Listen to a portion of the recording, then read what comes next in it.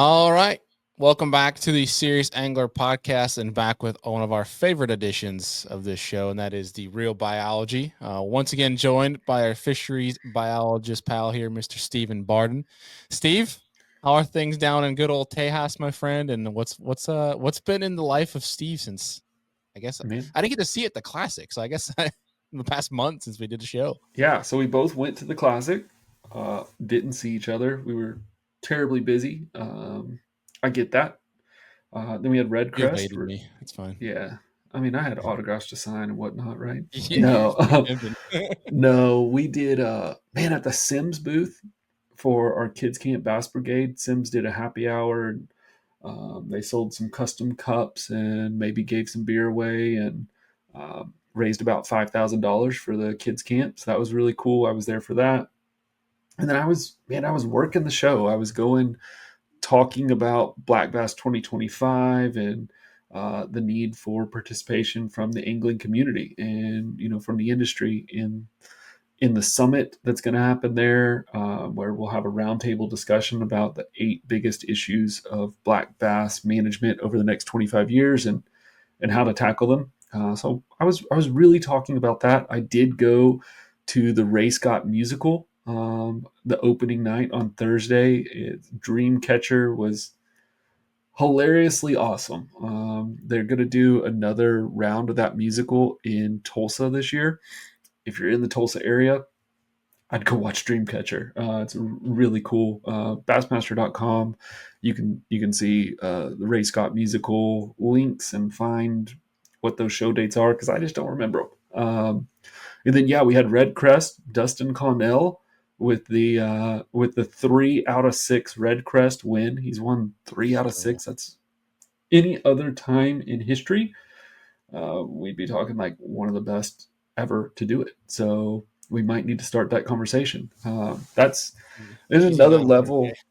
Well, there's another level whenever you can win championships back to back, and you can compete in that field. I don't care what the format is, but winning a championship takes a certain personality, right? Like you have to have like Basically a steel killer in your mindset. veins. Like you have to be like just amazing under the pressure. And Dustin keeps proving that. That's really really cool to see. 2 good expos. There's a lot happening in the fishing industry, but to see the communities come together for the expos, that's always fun. And then of course it's April here in Texas, so we've got weather that varies from 30 degrees to 90 degrees, and we're trying to do things like our electrofishing sampling for our clients. Really starting to do a lot more genetic work and fish hauling and all the things that make the private industry go around. So it's busy for us. How about you, Bailey? It's been good here, man. Since the classic. I'm upset I missed that Ray Scott deal Thursday. I was fishing the kayak championship on Lake Right. Fork, and from then I went to the expo. Had to book it home Monday from the expo, which was a nice 22-hour ride Oof. to get home. Basically, I had like 16 hours to do my laundry, say hi to my wife, and then she was amazing enough to drop me off at the airport at 4 in the morning to fly to California Yep. to go cover the first BAM tour event that was on Don Pedro. So covered that, flew home, and our lakes are open and our fish are biting. So I've been out in the lakes and then getting caught up on podcasts and editing and everything else. So a little bit hectic, but it's nice to be home. As much as I love the travel, when you go on a bender for a month or so, it's nice to be back home, obviously with the wife, but also to kind of have some consistency and not Right. not travel and back at the desk to get things back in order and back filming some real biologies, man. Because we got a pretty awesome one lined up for today's show. Yep. This is yet another one of those. Like whenever you and I started discussing this show, we said we were going to introduce this audience to the biologists that are making it happen. The ones that are not only entertaining, but are absolutely killing it out there. And they are dedicated to their craft. They're passionate. They're anglers.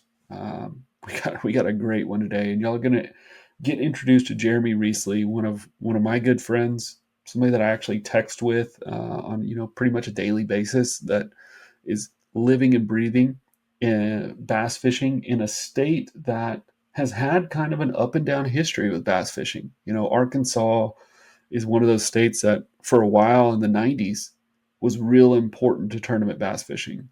And now today it's been quite a while since we've had a major professional event in the state of Arkansas. And I think that under Jeremy's leadership, that might be changing, and it may even become a trophy fishing destination. I'm this one. I think people are going to be surprised by. I mean, hence the title of this episode, talking about a supercharged state of Arkansas for bass. I mean, it's we touched on a little bit offline, Steve, but there's a few things he says in here that if you're an angler and especially for bass, like your ears are going to get perked up a couple times in this one. Yep. So I'm pretty excited. I don't want to spill too much of the beans because I just want to get into it, Steve. Anything else the folks need to know before we get Jeremy on here and get ripping? No, let's do it. Jeremy's the man. You guys are about to see it. All right, folks, without further ado, Mr. Jeremy Risley. All right, folks. And we are with our next guest here at the Real Biology. We got Mr. Stephen Barden with us, obviously, and Mr. Jeremy Risley from Arkansas. Jeremy, what's going on, man? At least the sun's out today, so it's a good day. It's been cloudy here for a few days. So Steve, are you guys still getting hammered with wind down there in Texas as well? It was windy yesterday, 20 miles an hour. Nothing like when you were here. You visited Texas, got a little piece of paradise. That week wasn't bad weather-wise. It got cold once you left, but it was 90 degrees, nice yesterday. It'll be 90 again today. No wind, perfect weather. Jeremy, has that been the same for Arkansas? You guys getting hammered with wind like the rest of the country has been? we've been getting hammered with hail and tornadoes, so it's been a little Oh. different. Yeah, no thanks. Oh yeah, wasn't that open there, Steve? Like Yeah, a week ago, and that was just chaotic by by the looks of it. Yeah, canceled days and terrible weather. Yeah, that division's kind of getting the shaft on tournament days this year. Pretty Yeah, I weird. mean, think about at the end of the year, like 5 days of fishing only will determine the whole I mean, division. it's great when you think about it, but it also sucks if you miss it. Like You better have a great first day. yeah, for sure. But all right, well, Steve, we're back with another Real Biology for the folks. I mean, obviously, we in the intro probably specified how we might be a little rusty because it's been a minute since we've done a Real Biology, but we have a great guest today. And what are we going to be talking about, man? Well, we have Jeremy Risley, and he's the Black Bass Program Coordinator for Arkansas Game and Fish Commission. I really wanted Jeremy on the show. Jeremy's like an OG of the Real Biology. Before podcast, whenever it's just social media, heck, when it was like 200 people on social media, Jeremy was one of those guys. Jeremy, I'm going to try to remember the year I met Jeremy. It was, I think it was a Southern Division meeting. yeah. So Southern Division is part of American Fisheries Society. And Jeremy came up to me in the trade show, and it's a trade show like you would think of, Bailey, fishing trade show, but it's like all the nerd stuff, right? So there's like tagging guns and water sampling, and so we were in the trade show, and Jeremy comes up and is like, "Hey, you're Steven, right?" And I'm like, "Yeah." And he's like, "Look," and he's wearing a Real Biology T-shirt, and he had bought them from one of our fundraisers, and I immediately thought, either this guy legitimately is one of the coolest biologists, we're going to be like best buds for the rest of our lives, or I'm going to be on the news because I've been cut up and found in his basement in Mountain Home. One of those two things is going to happen that weekend. But turns out, dude, Jeremy, he's not only a phenomenal biologist, but he's also a hell of an angler. I want to talk tournament bass fishing with Jeremy today. Bailey, you're going to love it. This guy's been doing it in Arkansas for 20 plus years. He's one of those like local little legends that whenever you talk about Jeremy's in the tournament, people get a little nervous. So that'll be fun. There we go. But Jeremy, to you, brother, I have never told you this, but if I was going to like make a top 10 list of just biologists who are absolutely dedicated to the trade, who excel in what they're doing, especially when it comes to black bass management, state agency individuals, dude, you make not the top 10, you make like the top 5 or top 3 in the entire country. It is such an honor to have you on the show. So excited. And I can't wait to talk about y'all's plan and what really is happening in the state of Arkansas.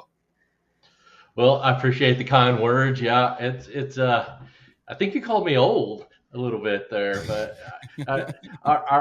our agency is turning over so much that I do feel like the old man in the group. But yeah, I've been a diehard bass fisherman as long as I could think remember. My family, my grandpa guided on bull shoals from the time it was impounded until the time he passed away.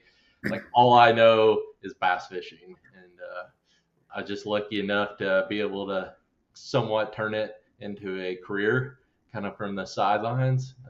Yeah. So, No, we thankful love to be that. here. We love that. Let's go back those early years. How old were you when you fished your first tournament?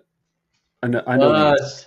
so I was the first one that I could remember. I was roughly 12, and then 12 years old. I joined my first bass club as a shadow member when I was 15. And what was So the I've been bass club called? Twin Lakes Bass Club. Twin So Lakes Bass Club. I've been doing tournaments, sadly, for nearly 30 years now. Sadly, he says. Traveling mainly the state of Arkansas, or do you get Yeah, outside yeah, of Arkansas much? yeah. I have mainly been inside Arkansas. Mainly I've done a inside. little bit. I've done a little bit outside, but mainly just with working with the game and fish. It's always been when I got time. So it's been a I lot got you. of local stuff. Well, you say when you got time, but go ahead and let us know. Like in a year, like give me like your average year of how many tournaments you get to fish now, and then Uh, back in the heyday, like your best year, how many tournaments were you fishing a year? Yeah. So now I have a family. So I have a 10 or 11-year old, and he's playing basketball right now. So I barely uh, get to fish. I'll get to fish a couple a year right now. In the heyday, when I first started with the game and fish, I started in Southeast Arkansas, which is like the mecca for bass fishing in Arkansas. If you want to fish tournaments all the time, there was one year. So down there, their season kind of went from March 1st till deer season, so March through October. And there was one year I fished 29 tournaments in that period of time, and I had 9 weekends in a row that I had a derby somewhere. And it was Nice, so nice. awesome. Yeah. So you're I was able to make on the water decisions quickly, didn't second guess anything, so it was a good time.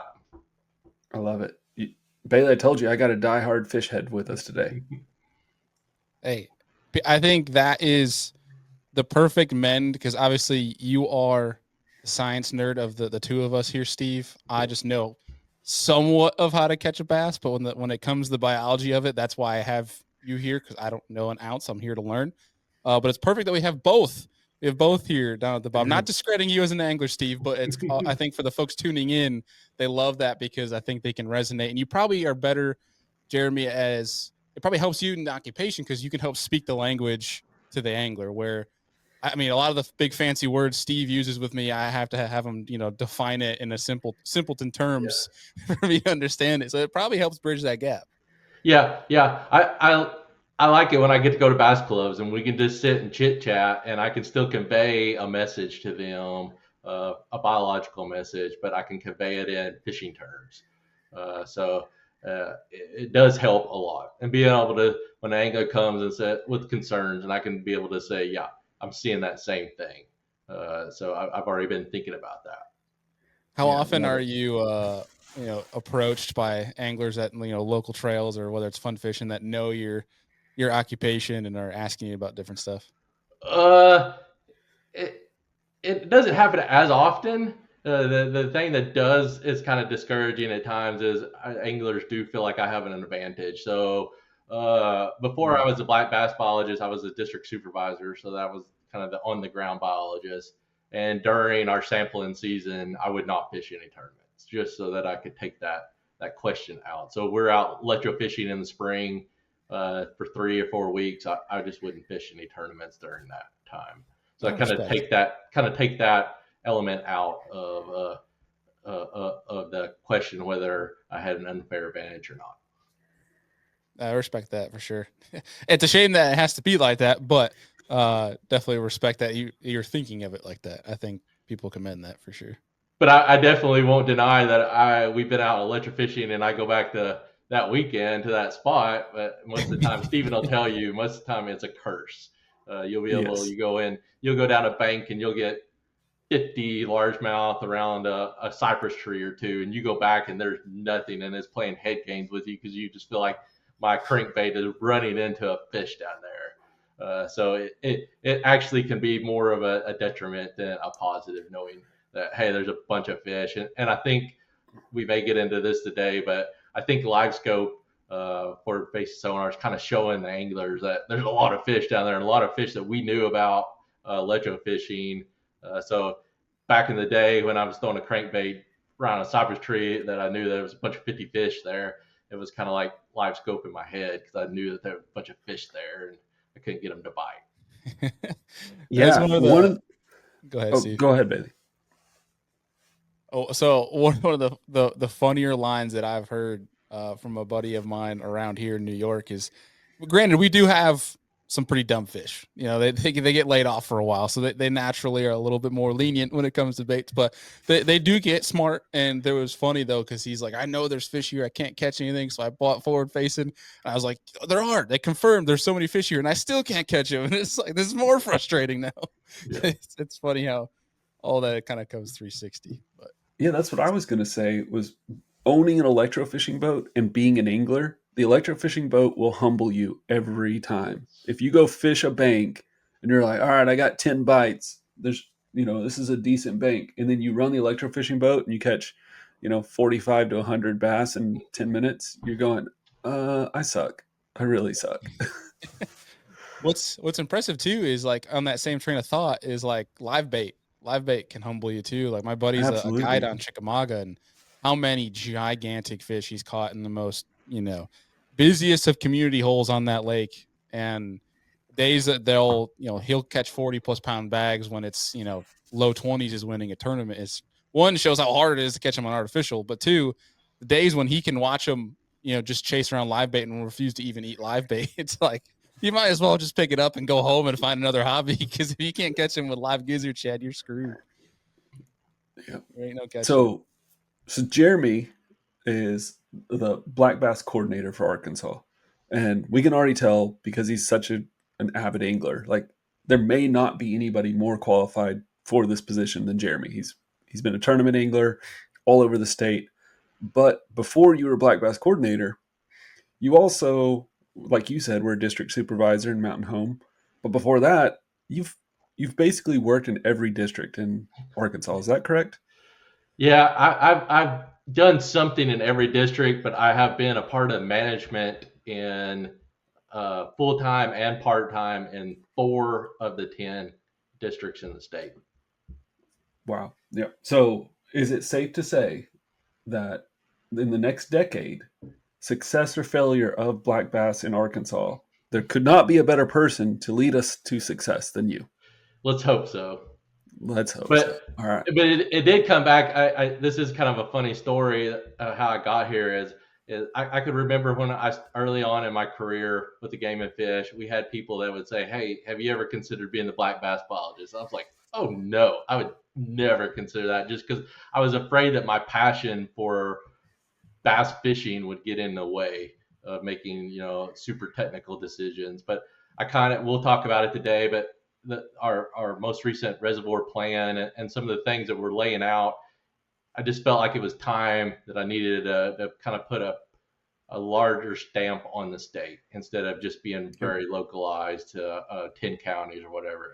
It was time for me to kind of have an influence on a statewide level. So, how things go. You say you'll never do something, but we kind of end up here and hoping to, like you said, to make things better.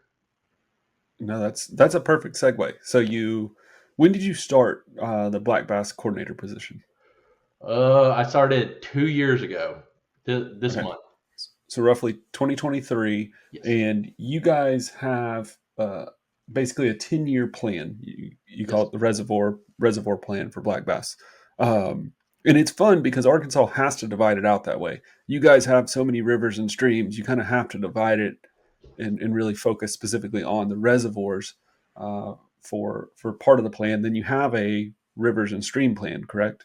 Yeah, yep. So we have the Reservoir Black Bass Management Plan, and we also have a statewide stream smallmouth bass plan, which in 2028 will become the statewide stream black bass plan because we're starting to expand the number of bass species in the state within our stream. So that plan's going to get bigger in the next iteration. Oh, go ahead and tell us how many Yeah. black bass species are in the state of Arkansas. With all the new name changes, we currently have, let's see, there is 4, 5. So there's largemouth bass, smallmouth bass, spotted bass, Florida bass, and Neosho bass. And we have 2 undescribed species that most likely will become a species at some point called the Little River bass and the Washita bass. So we'll be up to 6 by the time it's all said and 7. done. That's 7, yeah. Yep. Good luck, Jeremy. Yeah.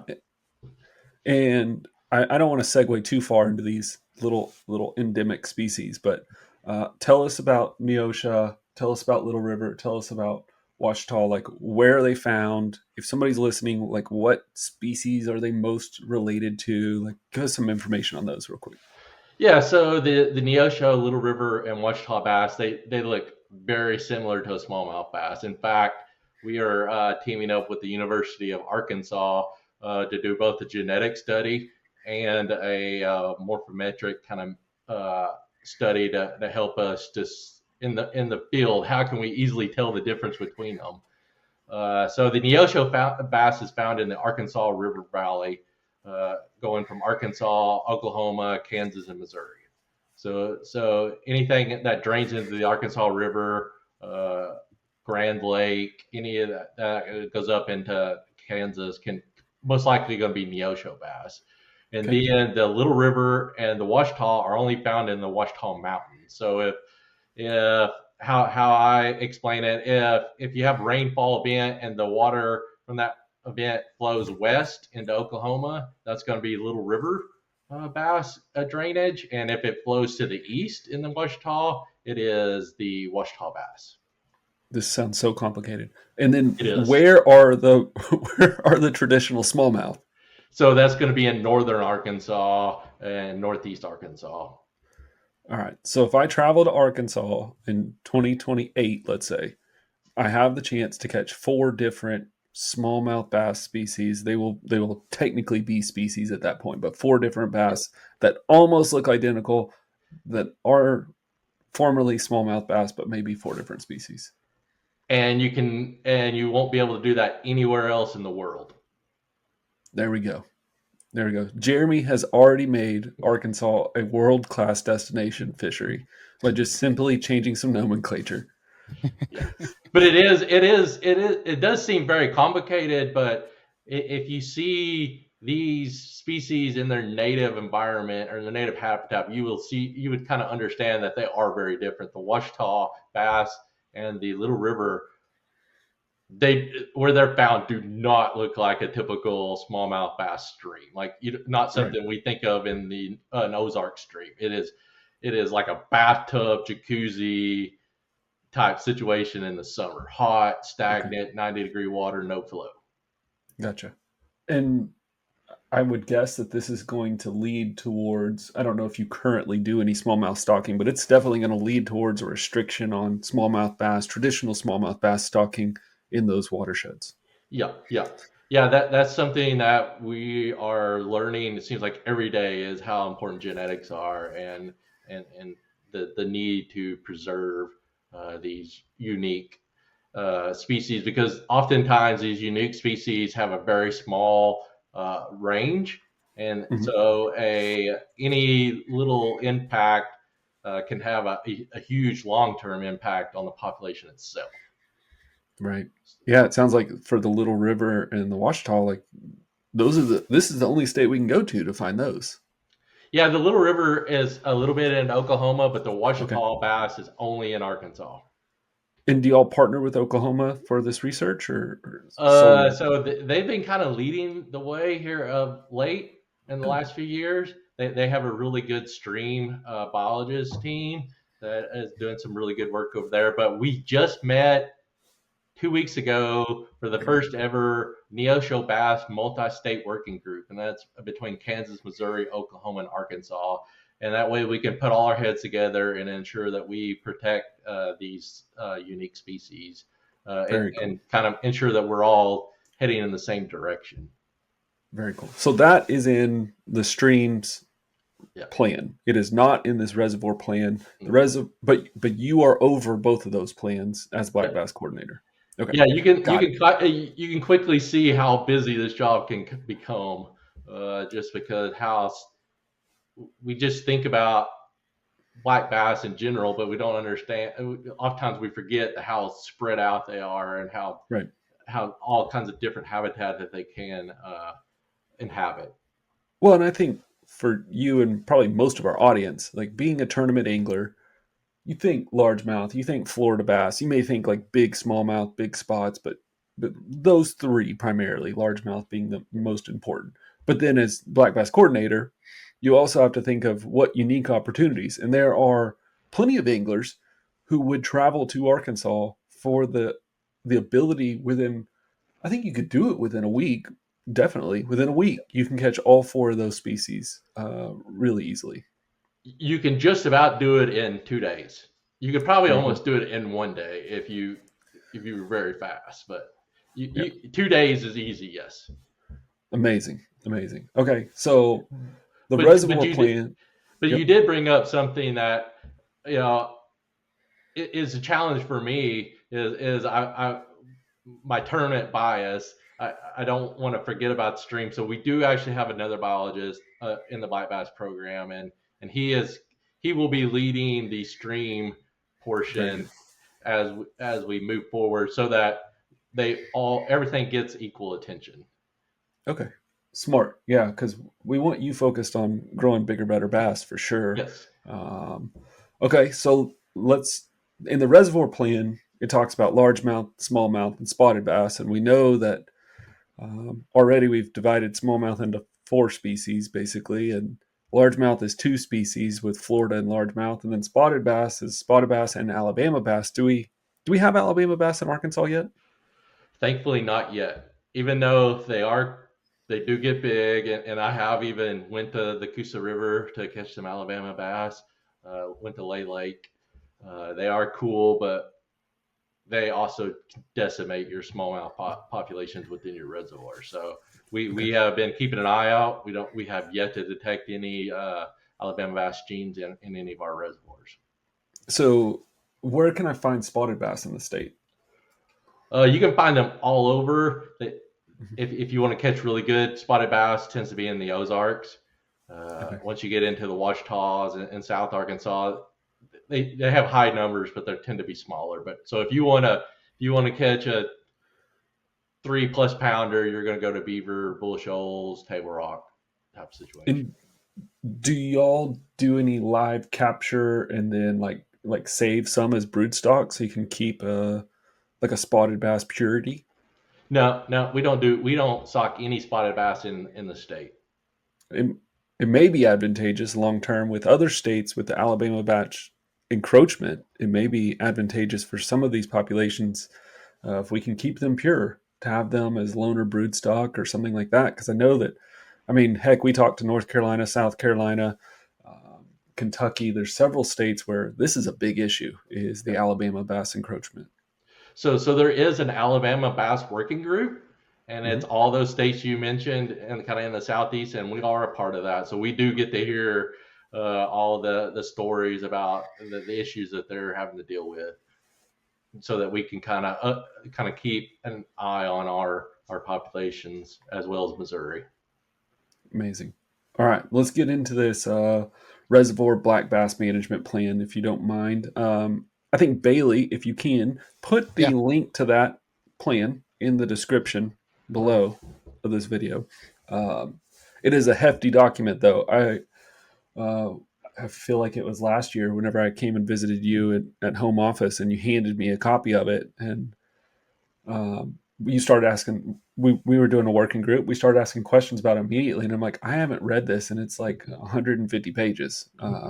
It's very thorough, but it has a strategy that was from 2022 to 2031 is when you guys were going to work on it. So it preceded you into the position. So Yes. were you part of the original team that wrote the plan?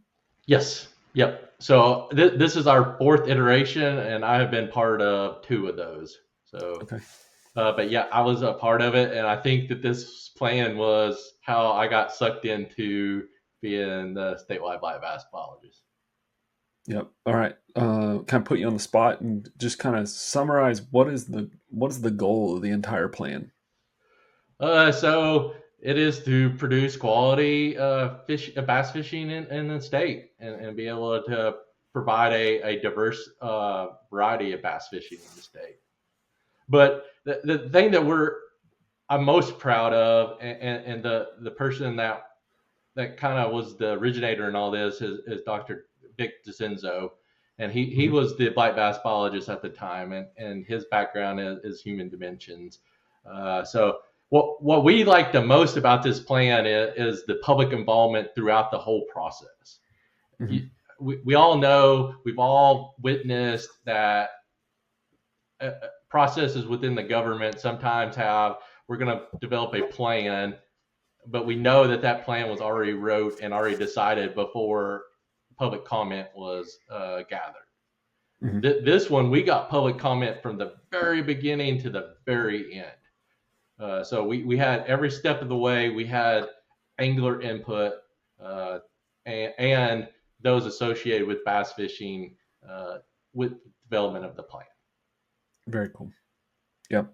Dr. Vic he's one of those true leaders. We'll have him on the podcast at some point, and I'm sending him an invitation to Black Bass 2025. I'm doing a special session on the economics and participation trends of bass fishing, and we're going to ask him to present some of his data on the human dimensions of bass fishing. As we look at this plan, I'm just gonna kind of start at the top and work down, if that's cool with you, and just ask you some questions. One of the first things that struck me is that one of y'all's goals is to diversify fishing opportunities and using trophy, high catch, and harvest fisheries. Will you Yes. describe those three types of fisheries and then what the plan is to do that? Okay, so we know that not every angler is out there to catch a 10 pounder. We know that there are those trophy hunters that all they do is want to catch one fish and they want to be a 10 pounder. And we also know that, hey, there are those non diehard bass anglers that just want to catch a fish. They want to take their kids and they just want to catch 50 and they may be 3/4 of a pound. So we know there's this wide range, and we know that tournament anglers are somewhere in the middle. So I'm more of I'm not a trophy guy, and I'm kind of closer to numbers. I'm kind of in the middle of the spectrum. I like to catch, a good day for me is if I catch a bunch of 3-pounders. So we know that there's a wide spectrum of bass anglers in the state. And we know that from, we did a black bass angler statewide black bass angler survey in 2018, and that gave us a general idea of what is the average bass angler in the state, and then what is kind of that range. And then we also did a social media survey in 2021 that gathered input on what do anglers want, or what are they satisfied with, and what are they not satisfied? What are the things we need to work on? So we had that, and what came out of that is one of the first things that was identified is anglers want a diverse range of opportunities to catch bass in the state. So we broke it up into the trophy and high catch at harvest. And the trophy is like the name says, where we will manage for trophy bass, whether that be an all female fishery, where we know from other states can produce trophy sized fish very quickly, whether that be we have special regulations that help with management or producing of trophies, whether that's stocking Red Hill Titan Max fish, fingerlings, whatever it takes management wise to produce a high number of trophy fish so anglers can. And one of the examples we're looking at is a limited entry, female only, female Florida bass only fishery. So maybe on a given day there'll be a draw system on this water body, and there may only be one boat fishing all day long, and it's only going to be, you're going to have a chance to catch a fish of your lifetime. And so there's various aspects of the trophy bass, but really it's tailoring lakes various sizes to produce as many high quality fish as we can for anglers to enjoy. And then the other end of the spectrum is the high catch rates, where we just want basically a stunted bass population where you have the opportunity to almost catch one every cast. So that's fisheries where a beginning angler can come and kind of gain that love of bass fishing that we all have, or maybe that's to take your child there to get them into bass fishing. So it's just that kind of again, where you have a high success rate, and it just gets that passion growing for bass fishing. Yeah, this is what I loved about the plan. As I just started to read through it, it's written. I could tell Vic has a private sector background because it's written just like I write mine. Like, hey, if you've got a property and you've got 10 lakes on them, why would we make them all trophy bass lakes? Let's pick out 2 or 3 we can be most successful with, and let's give others other uses so we can accommodate all anglers, skill levels, desirable catches, those kind of things. And the state of Arkansas, with the streams plan, with this reservoir plan, you're really hitting every angler. Bailey is up there going, well, in New York, I mean, if I could catch 3-pound fish, that'd be a great day. I want to come catch 100 3-pound fish. Let's go do that. Yeah. Also, he'd love to catch a 10-pound fish and be the only kayak on the water that day. Like that all sounds great to him. And the really cool part about it is, like you said, like some of the water bodies are small. It actually, I mean, I'm not going to try to quote the plan, but like 5 or 6 under 500 acres, and then about the same number above that for your trophy fisheries. We moved that goalpost a little bit when we started to identify the lakes. It kind of fell out better for 1,000 acres. So I think we've identified 8 lakes, 7 or 8 lakes above 1,000, and 8 or 9 below 1,000. And the biggest one being Millwood, 30,000 acres. Okay. So let's pick Millwood, and then I think you've also done some renovation work on Monticello. Is that right? Yes. Yep. Okay. So let's pick those 2, and you dive into them and tell us. Like, I know it's 2025; it's early in the 10-year plan, but what have y'all done so far for those 2? Okay, so we'll so Millwood, Millwood, it would be perfectly fine on its own. It's a lowland reservoir, got tons of habitat, got gigantic alligators. It's really cool. If any of your listeners or those watching today have opportunity to fish Millwood, I would definitely take that. It's really cool. I've got to fish a couple tournaments there, and it was the middle of the summer, and we're punching alligator weed and alligator floating mats, and you could see the mat move before you even punched in there, because you could tell there's a fish there. So it's really cool, and that's awesome. It's a frog fishing paradise. But there are some things right now. We actually have a telemetry study going on there, so we're trying to learn more about how these fish are moving within the system with this vegetation and the cypress trees and the swamps and the backwaters. It's really hard to sample those water bodies. So we're trying to understand how these fish, especially these larger fish, move within the system.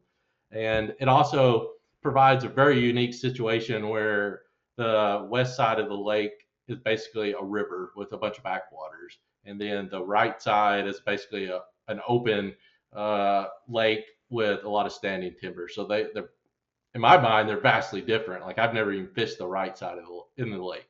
I've always go to the left. But the unique thing is we have a the most popular access for tournaments is right at that split between the two. So we're getting ready. The primary researchers getting ready to tag some fish this weekend, and we're going to release them just like they'll be tournament caught fish. So they're going to be released right at that boat ramp, and we can see how these fish are dispersing out from there as well. So that's kind of a side thing. I know I'm kind of getting the weeds, but we're pretty excited about that. But we'll for Millwood, we'll probably increase forage stocking. We'll ensure that we're continuing to stock Floridas. We may actually incorporate some of the Titan Max in there at some point. Well, in a system like that, it's really going to be focused on genetics. Can we get the best genetics we can in there? Again, it has the perfect habitat. It does have some sedimentation issues that will hopefully work with the core to be resolved at some point, or try to reduce as best we can. But for a system like that, genetics is the best thing. It does have a lot of forage. We'll continue to ensure that it has high quality forage. But again, genetics will be it. So Monticello is a whole different beast. So Monticello was once, it's located in southeast Arkansas. And it was once our trophy bass destination in the state. And I actually, when I started in Monticello, it was kind of on the downhill slide a little bit. But what happened is the dam at Lake Monticello had some slipping and started beginning to leak. So the only option to be able to fix that was to completely drain the lake. So we're starting all over. And I don't know if Stephen, if you mentioned this to the audience before, but whenever you drain a lake and start all over, it's basically a new lake effect, just like every lake has went through at the beginning of its construction. Like we're getting ready we'll probably see with Boat Arc in Texas, that's getting ready to go through that awesome climb. So when we drain the lake and start it back over, it's kind of that new lake effect, and we see everything boom. So during the drawdown and the renovation, we put out a bunch of habitat. That was during COVID. We went over there, built a bunch of pallet structures, sank a bunch of trees, got all the habitat. When we covered it all over the place, and it was also a unique situation from an angler's aspect. Is I spent some time out there fishing and get to actually see a lake that you went and you fished this pond levee, and now you get to see the whole pond. And whenever I was there at Monticello, that was right before side imaging. So we were using 2D to find things. And to be able to see like some shell beds, some ridges, and some drops in a hand, I was like, man, if I just had a 6XD in my hands back then, like I could crush them. Or seeing some old bridges, like, man, I just known about all this stuff. So seeing that was really cool. But after the lake began filling up, again, we were really focused on genetics. We actually did stock some Titan Max fingerlings in there, and we stocked a fire out of forage. We stocked it with shad, bluegill, and then we added some crappie. We may have added some vitamin T in there, if you get my drift. So we've done a lot of things to maximize the fish's growth before it was open to anglers, and we've been able to. We already seeing 8-pounders that are 3 years old in this Dang. fishery. So Stephen can tell you that for a public fishery, that's really fast, especially for Arkansas. So we're pretty excited about what the next 10 years will lie ahead for that lake. Yeah, that's really fast for private fisheries. I mean, that's great. And that's what I'm telling you, Bailey. We've got the man in Arkansas. Like, set your calendar, dude. 2 more years, 3 more years. Arkansas is the destination. See that. So they did a electrofishing survey on it last week. Last week they did one, and the majority of the fish were 5-pound plus. Whew. Can you let me know where the ramp is to the lake? Asking for a friend. Yeah, exactly. By the way, we just put it on blast. Yeah. Hey, I'll be very curious. I'm gonna send you an email late next week after this episode drops and just see how packed the ramp is. Yeah. You mentioned something in there. Well, you mentioned a couple things we're going to touch on, but one of them is in both of these fisheries stocking forage. And I will say, Arkansas is one of the only states I can think of that has an active forage stocking program, specifically the threadfin shad. I know it's not technically in the black bass program's purview, but can you tell me about the threadfin shad stocking across the state? Yeah, so that kind of originated with Gooseberry Lake, and Gooseberry is found in central Arkansas, and it is a 30,000 acre lake that unfortunately is highly unproductive. And we had a forage crash in 2015. And so that kind of led us to how can we get this lake to bounce back forage wise. So we started buying some shad and stocking it in our nursery ponds, but we took it one step farther in our Wait, hatchery. Jeremy, Bailey, you want to guess who they bought them from? Titan? No. I delivered the first shad. Yeah, I did. Look at Yeah. you. I know. Me and Jeremy go The way answer was back. staring me right in the face, and I literally Yeah. I It just was. botched It. Sorry, Jeremy. I had to do that to Bailey. Go ahead. Sorry. No problem. So our hatchery system, we have some amazing biologists and within our hatchery system that those guys get overlooked. Us biologists out in the field, we get all the limelight, but the hatchery staff, they do an amazing job, and they're very good at doing their job. So they put their heads together and they figured out how to overwinter shad. And that's always historically been the issue, is can you get your brood to survive over winter? So they were able to figure that out. So now we are stocking shad either directly from the hatchery or through what we call nursery ponds. And a nursery pond is basically a pond that has no predators in it at all. You just put your fish in there, whether it is a predator, say like a crappie, walleye, bass, and you put those in there and you let them spawn, and then you release them, or you just put your shad in there and you let them spawn. And so in a nursery pond like Gooseberry that's 20 acres, we can produce 1,000,000 shad in one spawning. And so the pond basically has a pipe that's connected directly to the lake. So you just open the pipe, it drains the whole lake or the whole pond into the lake. You don't touch the fish, you don't have to move the fish. It's very cost effective means of stocking fish. So we've been doing that in Gooseberry, and we've been doing that in some of our other lakes around the state that have nursery ponds. Yep. And if you're a biologist listening right now and you have an unproductive fishery, I don't care if it's private, public, doesn't matter. You have an unproductive fishery, and the goal is to raise largemouth, smallmouth, spotted bass to 2 to 3 pounds. There's no better way than stocking threadfin shad. It is a cheat code. Yes, in some areas they won't survive, but if you can work on a system where you heat water over winter and you can keep that thermal threshold above where the thread shad will survive, you can produce enough each spring to stock all of your reservoirs, or you can purchase them from a southern source that's pure.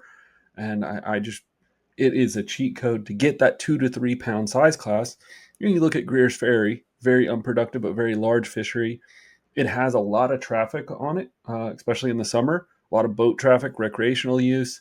It is probably not known to be a great bass fishery today, but it has a tournament weigh-in site. Like, it's got some of those things that if you could get it over the threshold, man, it would be a cool destination. So, just speaking of getting it over the threshold, yeah, I'll keep all my nicknames for Gooseberry. I actually love Gooseberry because Gooseberry fits the style I grew up fishing in the Ozark. It fits just like Bull Shoals in Norfolk and Table Rock. So, whenever we would fish events there with Central or South Arkansas anglers, we would do really well. But the thing that we're seeing now is 2 weeks ago they had an event there, and the winning weight was almost 18 pounds of just smallmouth. They had a 4.5. Their biggest was a 4.5 smallmouth. So you also found gobies and started stocking gobies? I was just gonna say, yeah. 18 pounds of smallmouth in Arkansas does not sound like a sentence. I mean, I guess it's 2025, anything's possible, but that's crazy. That's not uncommon in Bull Shoals or Bull Shoals or Beaver or Norfolk, but for Greers that is very uncommon. So we're very excited. Me and another biologist, we should have won a championship one year. We were averaging 15 pounds of smallmouth, and that was unheard of at that time. We were catching those on top water. We were averaging 15 pounds a day on top water. And we actually, this side story, but we probably had a 16, 17 pound bag that jumped over our top water that day. It was nuts. I will say the only thing downside of goby, Steve, is it does ruin your top water bite. Yeah, well, Threadfin makes those fish fat and happy and suck to the bottom. Threadfin will only help your topwater bite. I'm telling you, it is a great way to start. I always brag about Arkansas's Threadfin program. I brag to Texas about, you guys should be doing this. You really should. We have fisheries. I can think of several that are overabundant in threadfin throughout the state, and then we have others that gizzard shad dominate. And I love getting technical. You guys know that. There's a very big difference between a gizzard shad fishery and a threadfin shad fishery, and they can coexist, but the threadfin needs some help. And so periodic stockings. I love also that, and everybody could do this. Arkansas has a program where you can go onto their website, Arkansas Fish and Game Commission, and in their fisheries program, you can sign up for email blast that would tell you when those stockings occur. Also, they would tell you things like habitat and electrofishing reports. Like they send these emails from each district. So if you live in a specific district or you're traveling to a district, you can sign up for those emails in advance and get them for several weeks and kind of learn what's happening at your local fisheries. You can also do it statewide. Jeremy probably knows the exact link, or we can give that to Bailey and he'll put it in the description. Yeah, that's all on our online on our website. And even look, this management plan, this reservoir management plan is so in depth. It has some of this stuff. Like I remember it says something like we're going to increase our annual engagement by 10% every year online and on social media. So the educational side of this, like that's a big piece. Because I mean, Bailey, if I were to ask you before you met Jeremy, before we started talking about Arkansas, like 1 to 50, where do you think Arkansas is in fisheries management? Let's be honest, it wouldn't have been in the top 10 in your mind, right? Yeah, I don't know. I mean, you're asking me now. I mean, I'm a little biased now because I've been listening to him just this long. So now you realize, like, when it comes to black bass management, when it comes to forage management, we haven't even got into habitat management. Arkansas is top of the list in every single category. I love that. But I will say, as Arkansas in general, but other states, we do amazing things. Arkansas, Texas, Missouri, Oklahoma, all the states in the South or across the United States do an amazing job. The problem we do a really bad job is getting the word out about what we do, and that was why that was a key area within. It's actually our number 2 key area. So we broke this plan into 7 key areas, and the number 2 key area was communication, education, and to get that word out about what we're doing. Because we've actually talked to anglers and said, I never read anything about what you guys are doing in the state, so I just assume you're not doing anything if I'm not seeing anything. So that really opened our eyes that, well, maybe we'll just make it where you get tired of getting emails hearing about stuff we're doing. I love it, and you'll do a great job at it. And Bailey, if you and I had wrote a plan at the beginning, I think our number 1 would have been to educate and communicate. But Jeremy, we didn't write a plan. That was kind of why we started this podcast, right? I mean, that's exactly right. Big goals. This is a great step in that direction, Jeremy. All right, let's go to number 3 then, Jeremy. Number 3 in the plan, access, right? Yeah. So this one, as a tournament angler, for me is probably is up there. I know that access and facility is kind of the boring, but we and I say I put a lot of emphasis on weigh-in facilities and ensuring that we have facilities around the state that can handle tournaments. Like we know, if you've been fishing derbies long enough, you know that you'll roll up and there's 10 access, and it's just not big enough to handle everybody. So then you're parking on the side of the road, and maybe you got to get there an hour and a half, 2 hours early just so you can get one of the few parking spots, all that thing. So we put a concerted effort into identifying what we consider our popular, most important tournament lakes in the state, and either A, building a weigh-in facility, or B, building the access big enough to handle 100. Now we're looking at making sure we get 150 boats. So we're trying to forecast or try to envision what bass tournaments going to look like in the state in the future, and trying to anticipate how we can ensure that we can provide a facility that can handle those.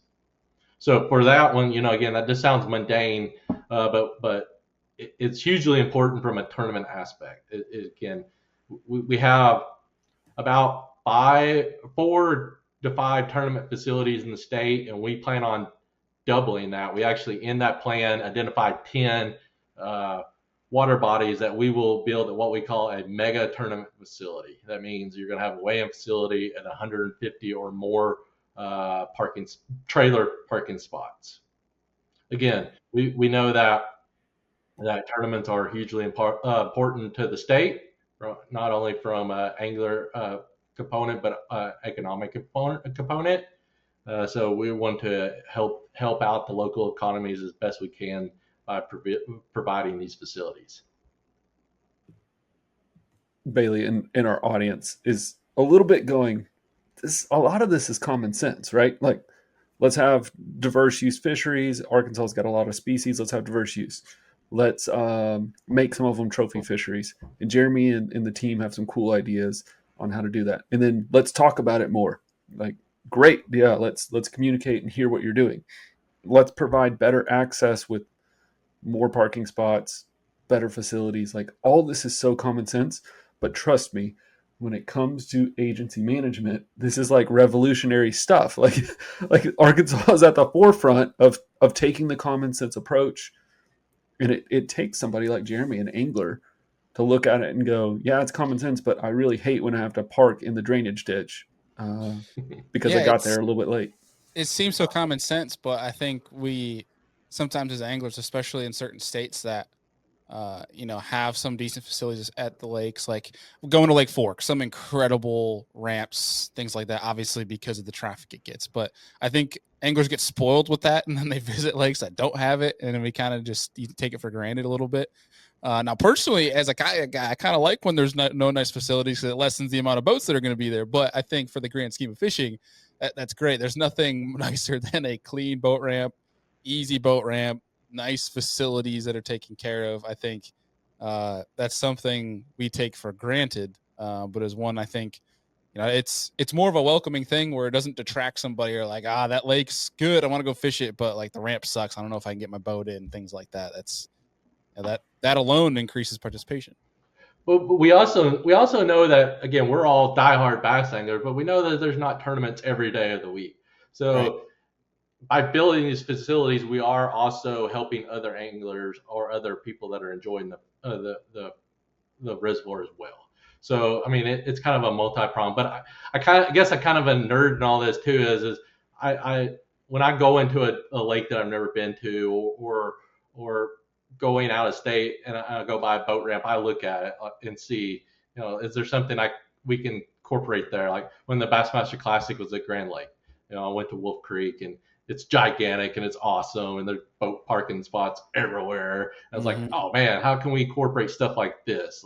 I took pictures of their courtesy dogs. Like, how can we incorporate, a big one for us now besides the tournament facility is courtesy dogs. And, I'm one of those where I really don't want to beach my boat if I don't have to. So in my mind, can we provide courtesy dogs to help anglers access their boat, or be able to get their fish from their boat to the weigh-in facility? Like, how can we help the anglers and better enjoy the fishery? and oftentimes access and facilities get overlooked. We're like Stephen mentioned, a lot of times we're strictly focused on how can we improve the fishery itself, not how can we help you make it easier for you to get into the reservoir and then back out. Yeah. Very good point.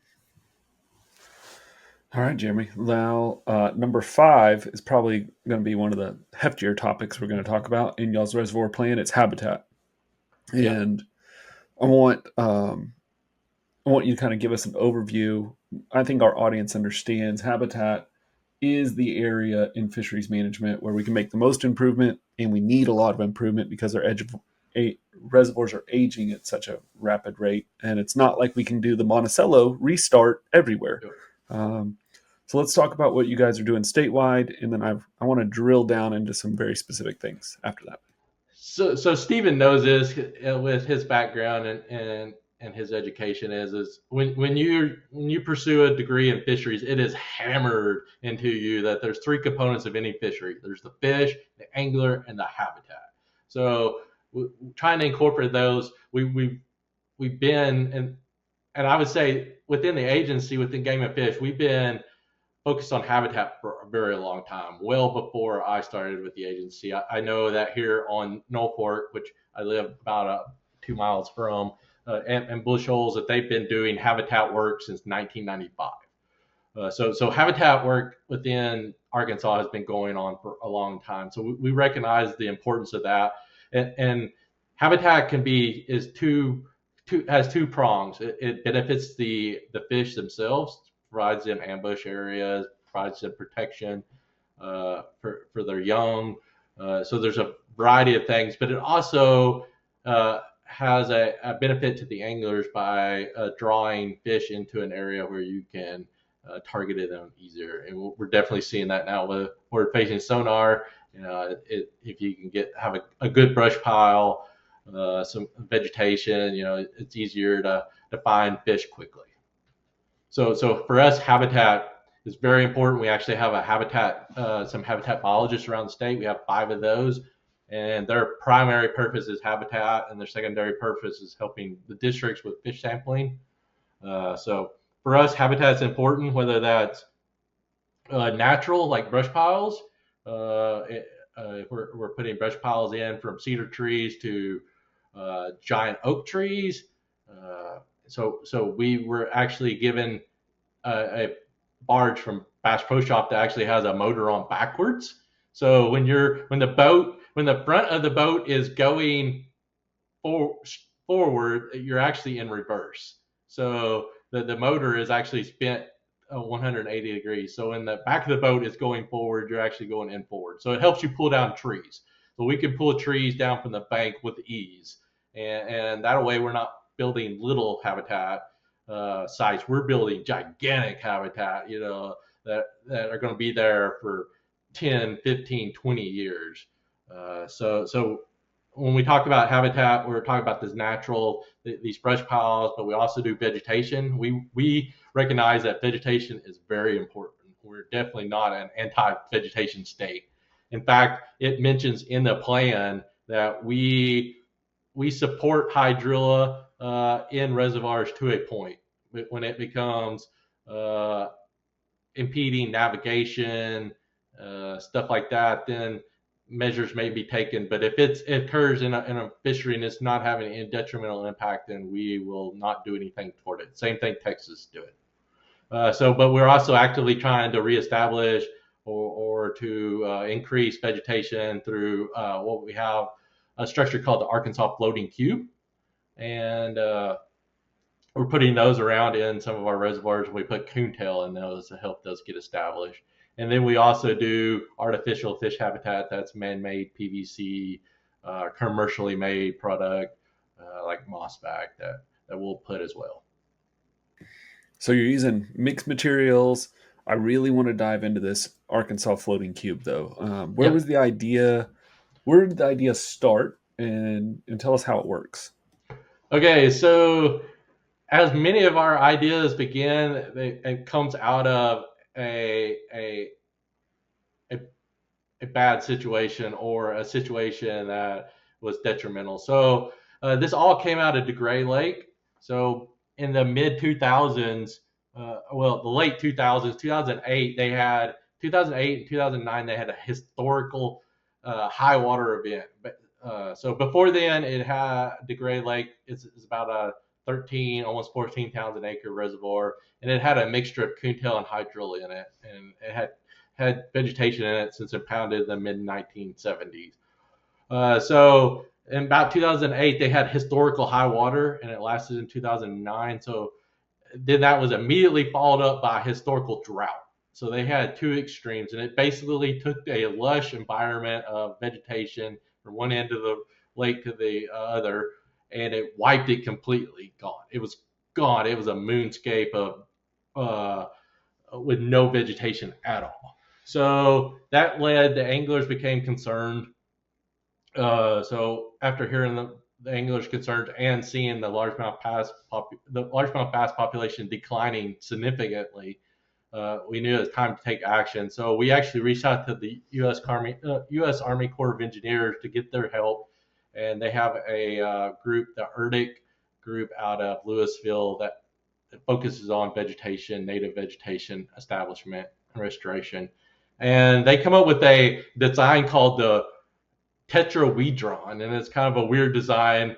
But the biologist there named Sean Lusk, out of our game and fish biologist out of Hot Springs, he came up with this cube design, and basically it's just a floating container that has holes in the side of it that allows the vegetation to be distributed through wind and wave action. So it's kind of a wire mesh floating box. And you just put the vegetation in there, and you just allow the vegetation to be dispersed by wind and wave action. So basically, it's very cost efficient and requires very limited amount of manpower and time to keep these cubes going. It's kind of one of those genius things where, Bailey, whenever we talk about reestablishing vegetation, which is has always been a historic practice in fisheries management, we typically focus on the shoreline, on plants that we can physically plant into the soil, like emergent plants. The number one you're going to see across the U.S. is called water willow. It is definitely a really good emergent plant that provides great protection for forage fish. It's easy to fish around. It's got limited branching on the stems, adapts to almost any environment. It's wonderful. Outside of that, there's a couple of other species, some pond weeds, water stargrass. There's maybe even some eelgrass in certain situations, but we always plant them in the bottom, and then we have to worry about herbivores grazing them. So think about ducks, geese, turtles, even aquatic herbivores or something that would disturb them, like common carp, that would just pick them up as they're trying to get root or benthic material. So they always disturb, and so therefore we have to create like fences around them and try to exclude those species so that we can get them established. And what we typically see during those projects is inside the exclusion cage, we get abundant plant growth. And then immediately out it, we get a couple of like little escapees, and then nothing outside of that. So those projects are always limited to the scope of what can we exclude. So what Arkansas has done with this floating cage is said, what if we can exclude these species from the base mat, and then we focus on plants that have variable reproductive methods. So like seeds, fragments, buds, things that would come off of the plant, and current would distribute them in a larger area and kind of overwhelm that area with new plant growth and kind of escape some of those predators. And so it's a revolutionary technique. And Jeremy, I guess the real question is it working? Yeah. So again, we know we don't want to toot our horn too much. We know that the seed bank in DeGray Lake has historically been there, but we also know that these floating cubes have been placed in areas where historically there has not been coontail, and today there is coontail directly under the cage, under the floating cube, and downwind of that cage where the wind predominantly blows. So you can kind of see if you were to map it out, you'd basically see a trail of coontail from that cage. So we know it is helping, and in some areas it is actually establishing vegetation. And kind of get back to your enclosures. We did the enclosures for years, and it took us a while to realize that our number one enemy in all this was turtles. All it takes is one turtle inside your enclosure, and it will wipe out all the vegetation.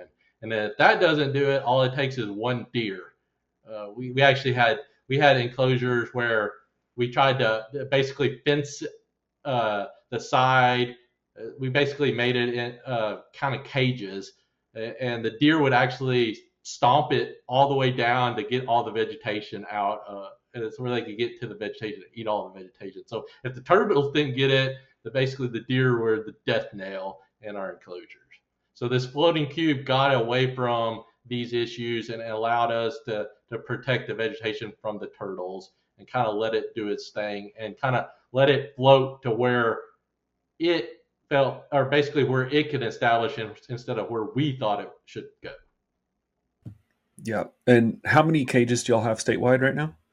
I'm not sure the total, but we have them on 3 lakes right now, and we're going to be adding Monticello is going to get some this year or next, and there's a talk of another lake. So basically, we'll have up to 5 right now soon. Very cool. And if you're sitting in another state right now going, why isn't my state doing this? Trust me, they're hearing about the results. Earlier this year, Jeremy and I were at the Midwest Fish and Wildlife Agency meeting, and in a vegetation control seminar session, Jeremy presented on using fish cages to promote vegetation growth. So he took all the arrows for everybody and stood up and said, what if we grew plants instead of controlled them? Yeah, and I'll take that one step farther. A month later, I went to the Midwest Aquatic Plant Management Society. So that is made up of all the people that are out there spraying and trying to control vegetation. And I took all kinds of darts there, saying, "Hey, let's don't spray. Let's use these beneficial natives to help you fight against your invasives." So yeah, I presented it to a group that basically their job is to control or eradicate vegetation. You're the man, Jeremy. You're Would have absolutely loved the to man. have been in on that conversation just to be a fly on the wall. That would have been awesome. It was actually it was actually well received because they are seeing, just like we're seeing in other parts of the United States, some pushback with some herbicide spraying. So they are kind of listening to that message and trying to come up with other ways. And again, if you can get your native vegetation established, that helps with controlling or slowing the establishment of your your non-native invasive species.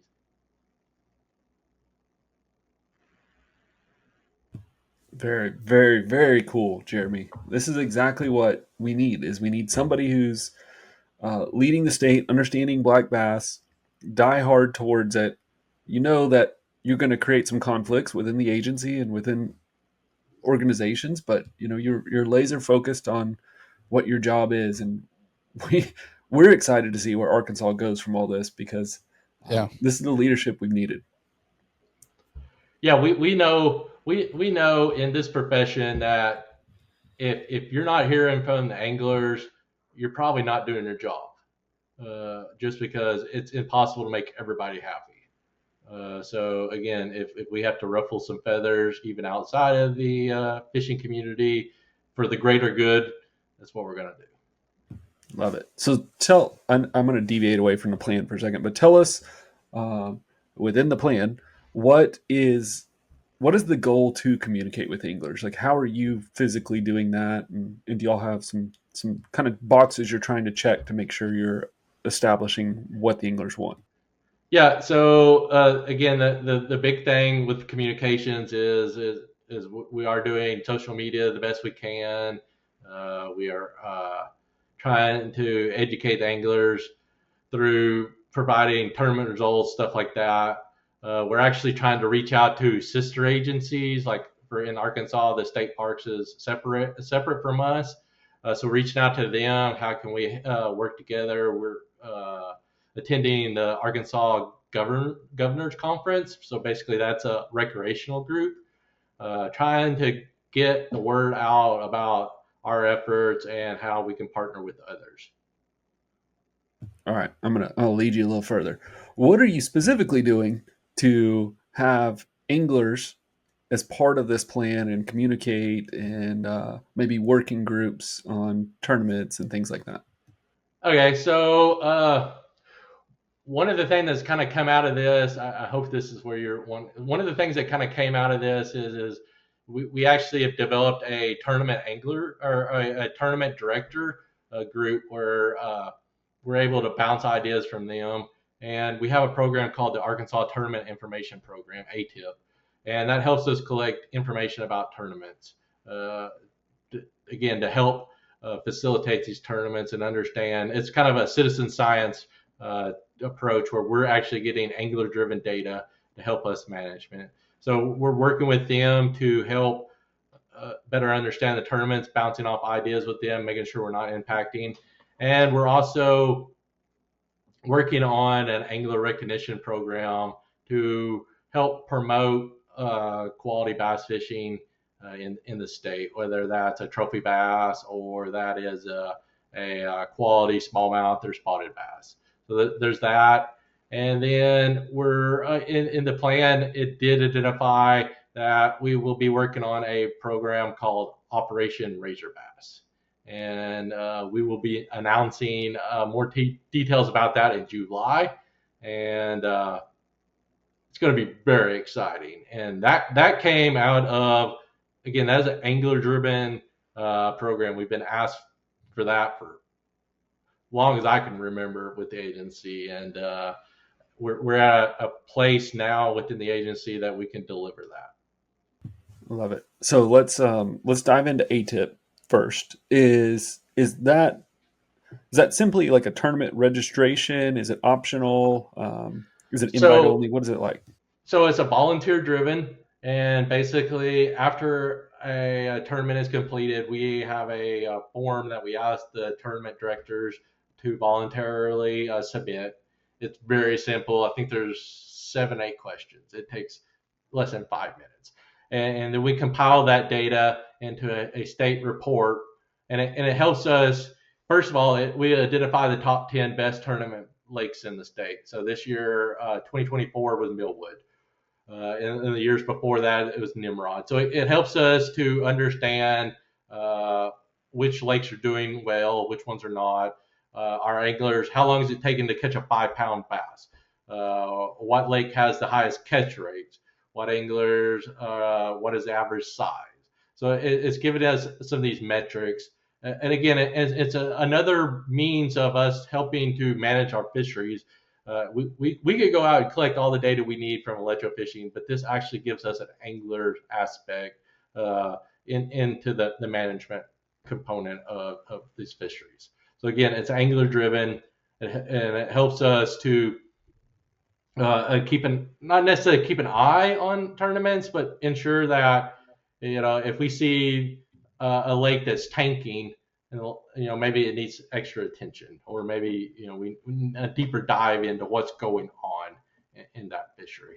So the exciting thing that's coming about in that is we collect all this data, but there's not really an easy means to get the data out to the anglers, get it in their hand, make it beneficial for them. It's just been this report forever, and we put it on the shelf and it goes away. So we wanted to figure out a way to improve that and make that more useful. So we knew from Michigan has a website that you can go on and see the data. You can go on and see what upcoming tournaments are happening, what tournaments are happening this weekend. Say Steven and I wanted to fish a tournament this weekend on one of our water bodies, we could go on there. And so we're going to do the same. And we're calling this the Arkansas Tournament Information Portal. And basically what it's going to be is a website that's going to have where tournament directors can input upcoming tournaments. So you'll, like, again, Steve and I was going to go fish North Fork this weekend. We can go on there, see what tournaments, how many boats they're expecting, where they're going to have it, all that. So they're going to get that avenue.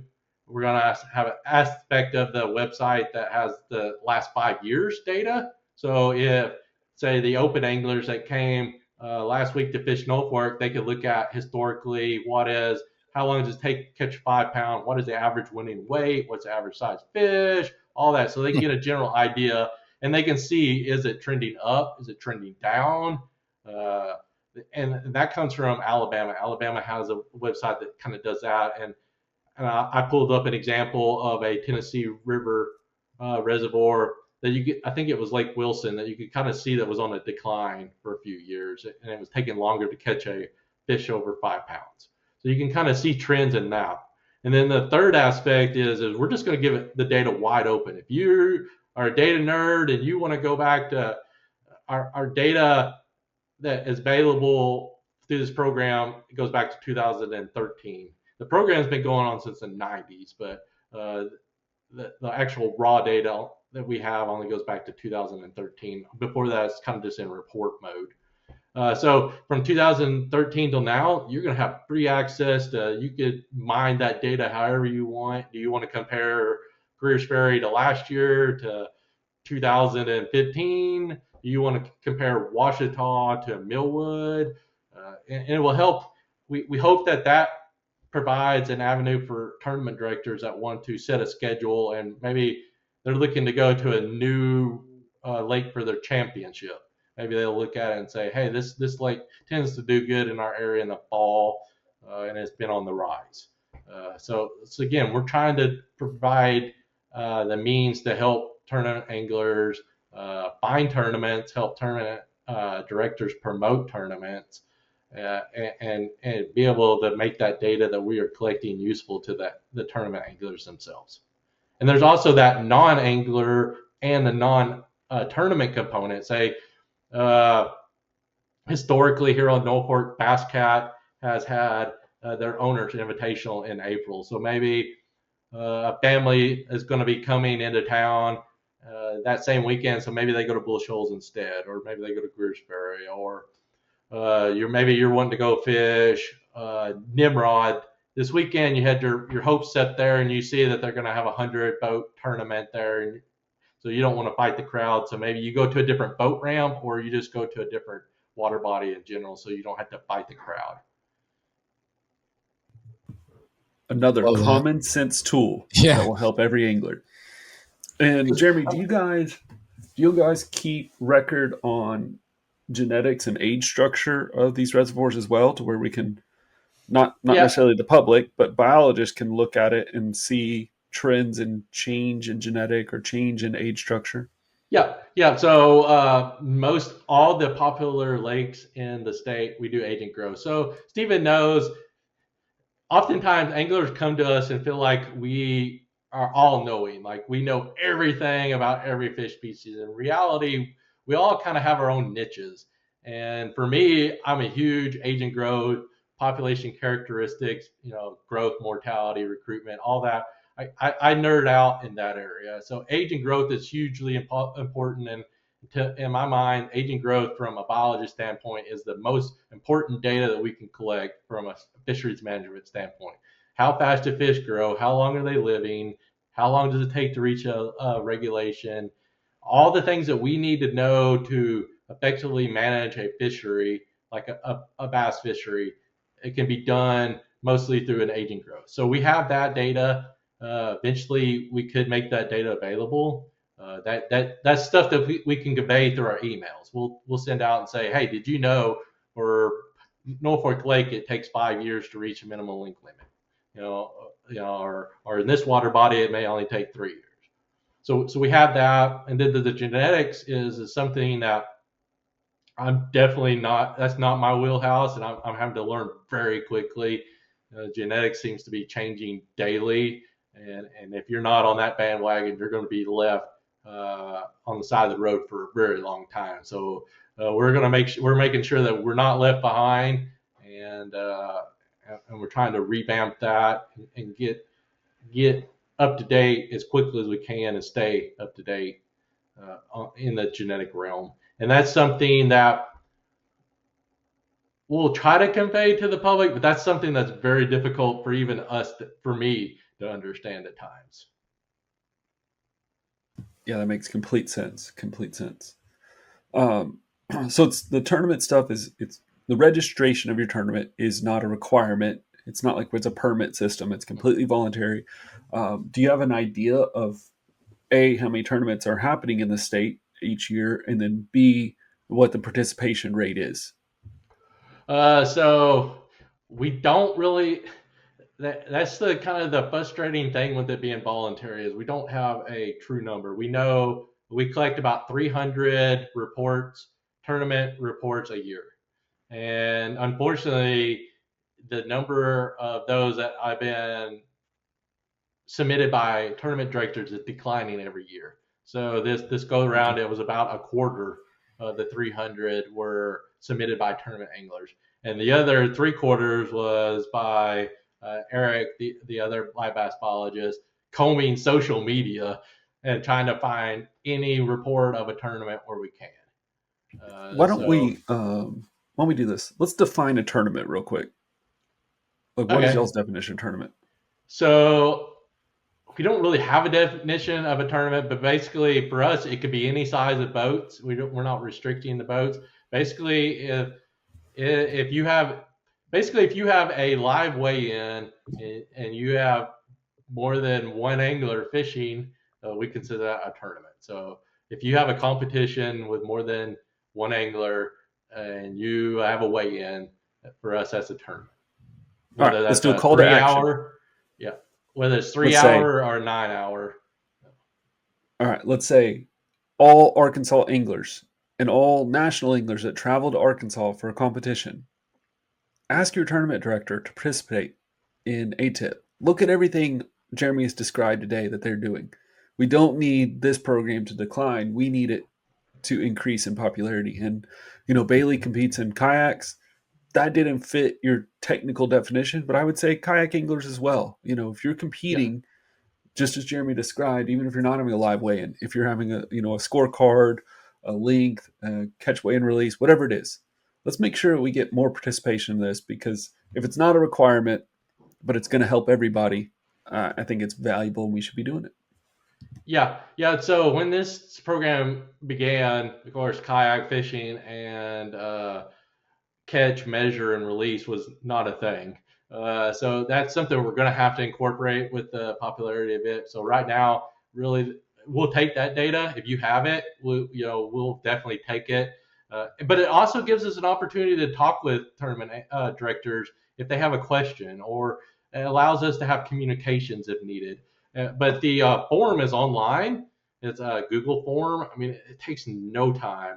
And even if you don't have the time or the ability to get online, call us, text us a picture. All we need is basically the name of your tournament, the lake, the day you had it, and we know a lot of tournaments have a spiral bound notebook and they just write the names down, number of fish, and weight. Like, just take a picture of that. Like, we can do all the calculations for you. The biggest thing that we're running into right now is a lot of the tournaments for some reason don't record the number of fish per angler weighed in, even though we know all the years that I've fished, when you bring your bag up and dump them in to the tank to measure, they ask you how many fish you got. So we know that that's being conveyed, but that's not being recorded. And Mm. unfortunately, several of the metrics are tied to how many fish per angler are being weighed in. Makes sense. Makes sense. So let's get more participation. That'd be a great outcome from this episode. Um, that's part of that human dimensions. When you said three categories, three things that determine fisheries, that human dimension part is such a big part of it, the angler part in the participation. We've got a willing biologist here. Are you still going to Bass Club meetings and having one-on-one conversations? Yeah, I went And to one in February, and it was awesome. Like it was just 50 of us. It was their first one of the year, so of course they had the highest attendance of the year. And it's just us And just like today, they come in with an idea of what the game and fish was doing, and they left with a much broader understanding of what game and fish is doing. Very cool. Very cool. Let's keep going. I want to talk about regulation. Tell me, you've identified like three categories of management strategy: trophy, quality, and high catch. So let's talk a little bit about what's the statewide reg like, and are y'all manipulating regulation on those fisheries, or are we just focused on the other components? Yeah, so our statewide regulation is we have a 10 fish creel with no minimum length limit. So we know that is not the case everywhere, and we'll tailor a water body to a regulation. Whether it's a trophy, we may, I think in the long run, we're going to see a lot of our trophy regulations be similar to Florida and Oklahoma, where you restrict the number over a length limit and then allow more harvest below. So we all know that when you go out a lot of water bodies around the United States, you catch a lot of 13, 14 inches. And then as you get to the bigger size, you catch fewer of those. So why not allow harvest of those abundant small fish and protect those larger, older individuals that are more sought out? So I suspect a lot of the trophy ones regulations will go toward that, because we've tried slot limits in the past, and if you don't have harvest below the slot, then you basically have a gigantic minimum length limit. So Lake Monticello was a perfect example. When it first started, we had a 16 to 24, and then it went down to 16-21, and it basically ended up being a 21-inch minimum limit, because we did some krill surveys and some just angular surveys, and we found that literally nobody was harvesting fish below the slot.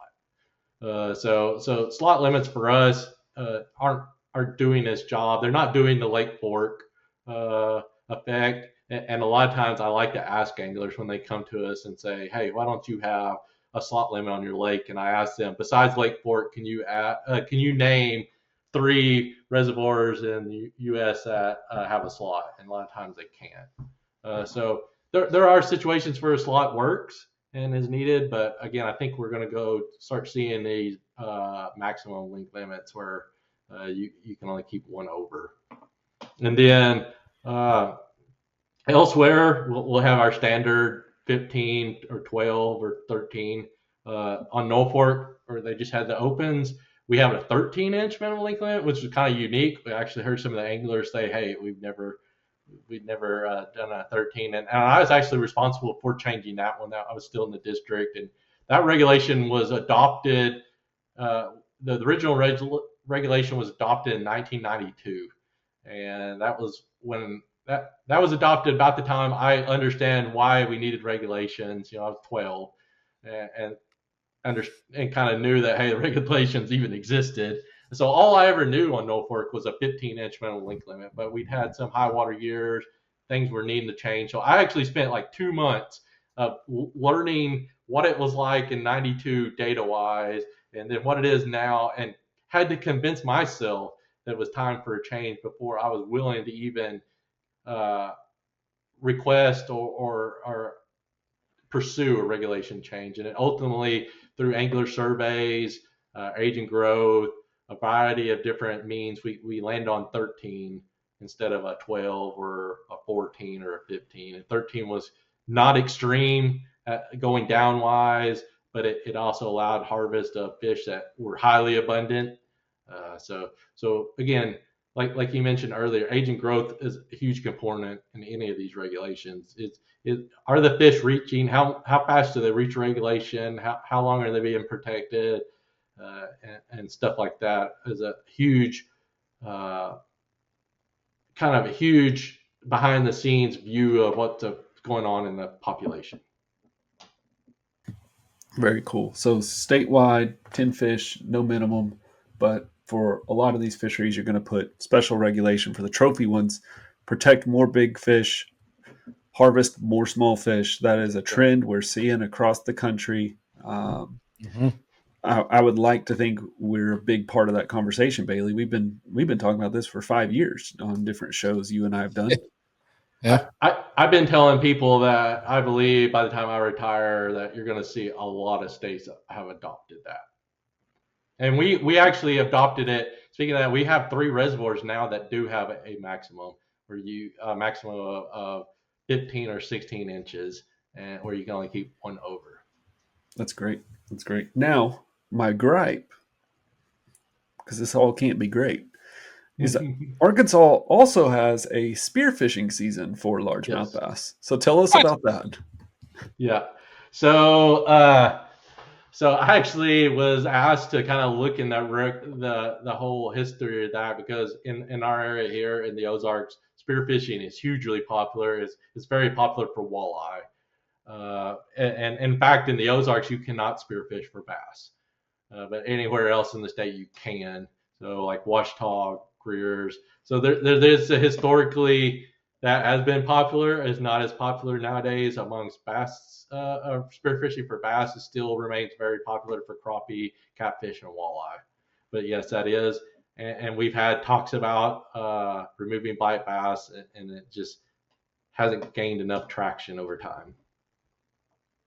But like But it is something on our radar. We do ensure that when we do a krill survey, angler surveys, that we are monitoring for spearfishing harvest. describe the regulation to me, because this always just blows my mind. So it is half your daily limit. So let's just say Greer's Ferry Lake, I think, is it has a 6-fish creel, so you're allowed to spearfish 3 uh, bass under, or would be over the regulation, so 12 inches, I guess. Yeah. Yeah, and then we wonder why Greer's Ferry doesn't grow 8-pounders. No, I'm kidding. I'm kidding, because this is a small part of the population, right? Like the number of spear fishermen is like a percent or smaller, Yeah, right? yeah, I'd say it's less than a percent. And it is not, it's nowhere near as popular as it once was. Like I enjoy scuba diving. I've never been spearfishing ever. Again, the angler in me loves to go down, and why is this bank historically caught fish? Like I'll go down there and see, what's going on down there. It gives you a good view of what's going on, and it's interesting just to watch bass and other fish and how they react, to you and around brush piles and stuff like that. So it's cool and fun, but yeah, I'm not a fan of it, but there are people that are, and in the state we historically have been trying to provide as many means to enjoy the fisheries as we can, and it's just one of those opportunities.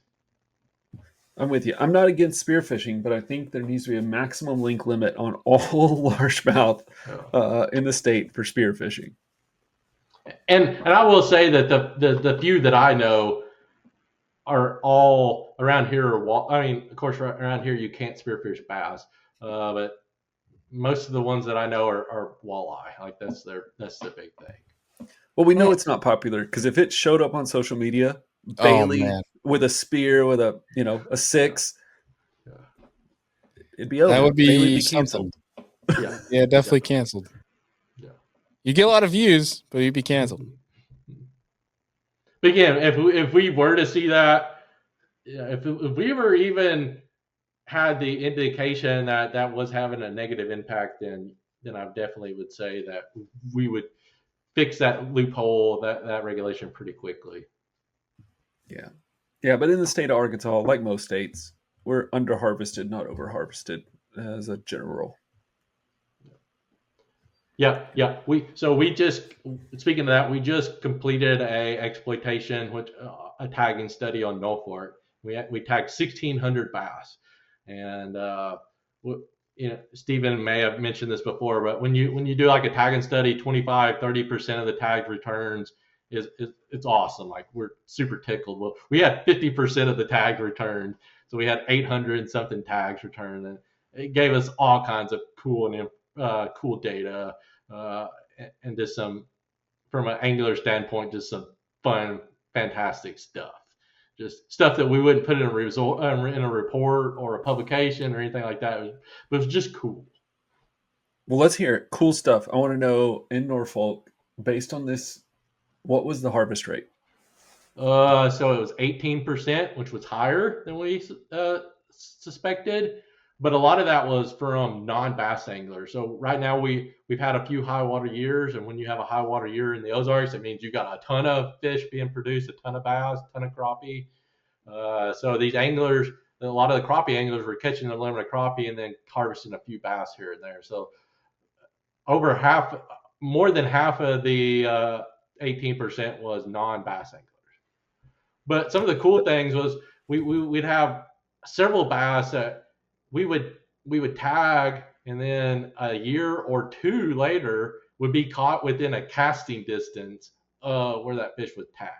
We know that those fish moved, but it's awesome to be able to think that that fish isn't going very far. But then we had others that would go from one end of the lake to the other. Like, it's just cool to see kind of, this how some of these fish moved and how some didn't. Yeah, that's very similar to Todd Driscoll and Jake Norman's study on Lake Fork and Toledo Bend, where they looked at movement of fish, and they saw some very small home ranges, others have miles of home range, and it's all the individual personality of the fish.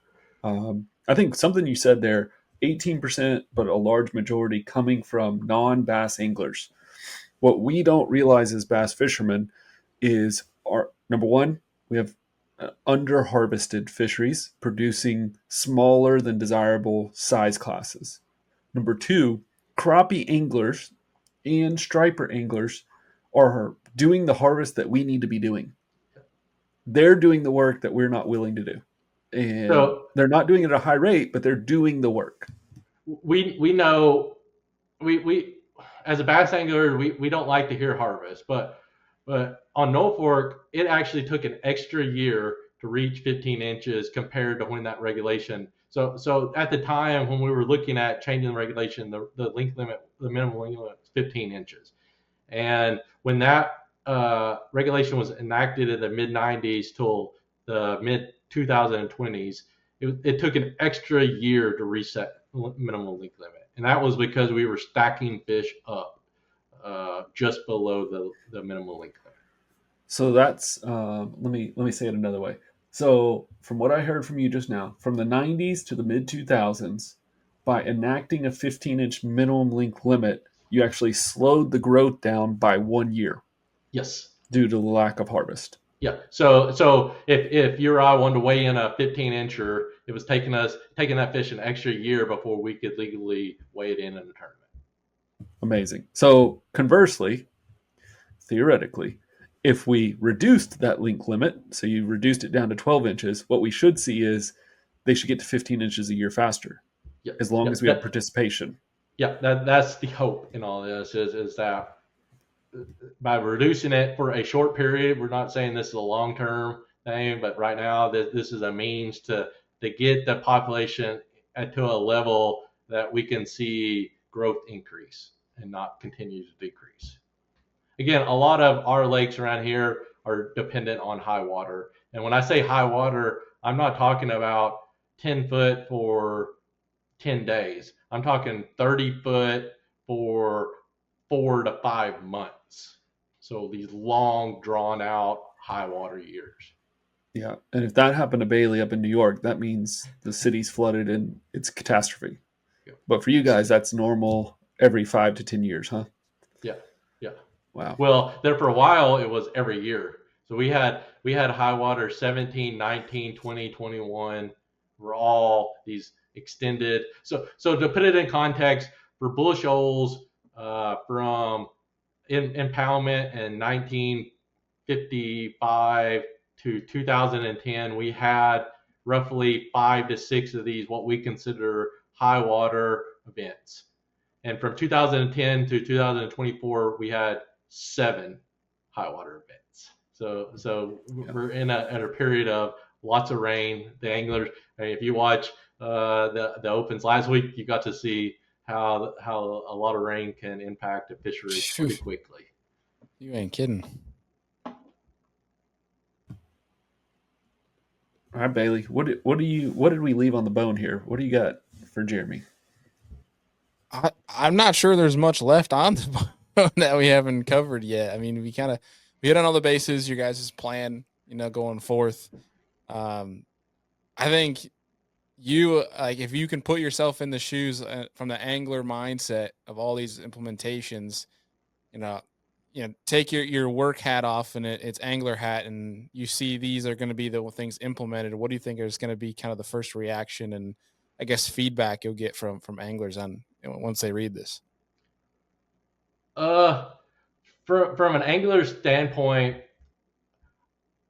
I I just hope that other anglers recognize that while they may not always agree with us, that I hope that they understand that we have their best intentions in mind and that we have the same goals. We want quality bass fishing. A lot of times state agencies get uh, kind of the finger pointed that we don't care. And I can say from Arkansas and some of the other states that we work closely with, there's a bunch of us that really care. And that again, we may not always agree on the correct path, but I hope that they realize that we may take a different course, but the end goal is the same. Does that make sense? Yeah, 100% it does. Yeah, that And you're taking in, like you were saying before, on fisheries where not everybody wants to go and chase 1 or 2 bites a day and have them be giants. Like some people just want to go out and start hammer them all day long. And that's like you mentioned earlier, it's a great way to get people into fishing. It's hard to get people into fishing when you only have 1 bite a day, maybe. So I think the fact that you guys are taking that into account, I think speaks volumes in itself. I think they will recognize that if you guys stress your what was it number 2 well of the communication and getting that out there, and I think it all trickles down to that. But yeah, I think if they're listening to this show, there's nothing telling them that you don't care. I think that they'll get that you care very much. yeah, we joke on Vic and I joke on that key area number 2, the communications education. So that that key area says that we'll increase our communication by 10% each year. Well, the first year we did it, we did like 60 either Facebook or uh, email blast. So if you think about it, if we increase that 10% every by the end of the plan, we're basically writing an email or a Facebook post every 2 days, basically. At some point, we started our starting point was way too high, but hey, we're willing to try to do the best we can. But like this year, we had almost 80 communications, whether that's fishing or no, that's related to management, and then we had about 20 that were related to fishing reports, tournament, something fishing related versus management related. So Hey, we're pushing about 100 communications, either social media or email in a given year right now that are just black bass related. that's awesome. Well, all you need, man, is talk to text, have AI clean it up for you, and then if you just get an intern will handle all the Yeah, sending out for you, yeah, so you can just focus on the fishy stuff. yeah. There you go. Love it, Awesome. Jeremy. You are the man. You're a rock star there in Arkansas. You mentioned razor bass and what that it will be coming out in July with a big announcement. So I think for Bailey and I, let's put it on the schedule. Let's get you mid-July back on the podcast. Let you make an official announcement after the official announcement. Come back to our audience and tell us what the heck a razor bass is and the operation that you guys have going on there. I would imagine, listen, if you made it to an hour and 45 minutes into this podcast, that you're pretty much ready to hear more from Jeremy on this black bass program. He is an expert. He lives it, breathes it, loves it. We're so glad that Arkansas has you. The only thing I wish is that you just come over to the dark side and work in the private sector, Yeah, maybe in another life. yeah. Like I tell anglers, for me, I'm an angler first, biologist second, and I had to somehow support my angling, my bass fishing addiction, and I knew that I couldn't make it as a professional angler. So the next best thing was to do it from a management perspective. man, I preach that same thing to every college and high school bass fisherman I meet. Um, I know that you're super excited right now. You're competing for scholarships. You're seeing some sponsorship come towards your club. Imagine that we all can't be professional fishermen. The next best option is to be on the front of an electrofishing boat, and working the data. And not every state has a black bass coordinator, but many are moving that direction. And I will tell you that as a student, if you're listening to this podcast right now, if you can go into sport fish management and you can do undergrad research or grad school research in sport fish management, you have a job. There is a state agency that is desperate for you. So if you love being on the bass team, get a degree in biology and do a little research, even if that research is at the tournament. Do something that involves the collegiate tournament series, and it could be sport fish management, and it will parlay you into a long-term career, and you could be the next Jeremy Risley. Hopefully better. I don't know. You got some big shoes for somebody to fill someday with all the things you laid out today for us that you guys are working on. And I know that this is not just you. This is Vic started this plan, but there was 12, 15 people involved in creating this plan, and it's the fourth time y'all have done it. So we're actually talking about dozens, if not hundreds, of people that have been involved in this. And then when we add the staff for Arkansas, Jeremy's not the only one going around. You're getting the limelight today, but I work with every state. Arkansas is one of my favorite ones to do. Like I mentioned, you guys have the hatchery program with the Threadfin shad. Nobody else is really doing that. You've got this plan and are going in depth. I guess my challenge to the rest of the fishing community is, if you know me or you don't know me and you have a similar position, similar plan, and you want to come talk about it on the podcast, why don't you send it over? Let us read through it, and we'd love to go line by line like we did with Jeremy today, because this is really cool and this is what people want to see. Yeah, I will say that while it's focused on us today, there in every state there's somebody that's just as passionate about bass than I am, or maybe even more crazy. So Yeah, they're out there. I've yet to meet a biologist that says, "Yeah, Stephen, I'm not an angler. I hate fishing." Yeah, yep. Awesome. Cool, Steve. Anything else for Jeremy before we let him go? No, not unless Jeremy. Do you have anything for us? I just want to say thank you for this opportunity, and my door's always open. My phone's always on, and my emails are unfortunately open all the time. So if you got any questions, anything that I can help with, whether it involves Arkansas or not, I can help put you in the right in touch with the right people. Just whatever we can do to help make you more excited about bass fishing, or helping you become a better bass fisherman, I'd definitely be willing to help. Love it.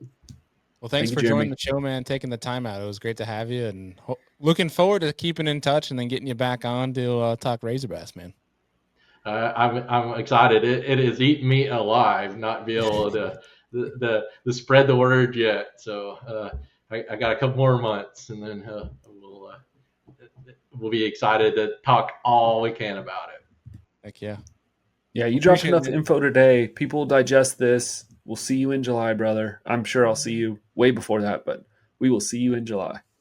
All right, folks, and that's going to do it with Mr. Jeremy Risley. If you are still tuning into this show, 2 hours later, very much appreciate you guys. There's a lot of information, and so much information that's important, Steve, but I feel like it's almost impossible for us to cram in, say, 45 minutes to an hour. So it's stuff that is important, engaging, and especially for the times that we're in right now, it's nice to see that it's not like we've hit a ceiling. Like, states are still able to find ways to improve fisheries, call out things that need to be either revamped or revitalized or renewed. It's awesome. It's a breath of fresh air, and it was really cool to hear from Jeremy today. But what were some of your bigger takeaways? Well, I mean, just the overall theme. Real biology is about the people and the places, things that are happening, and bridging that connection to anglers. And Jeremy, embodies that.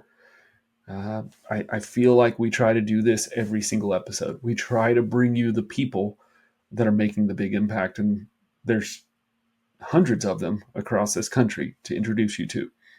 In every state, Jeremy says it, in every state, there are biologists just as passionate or more passionate than him.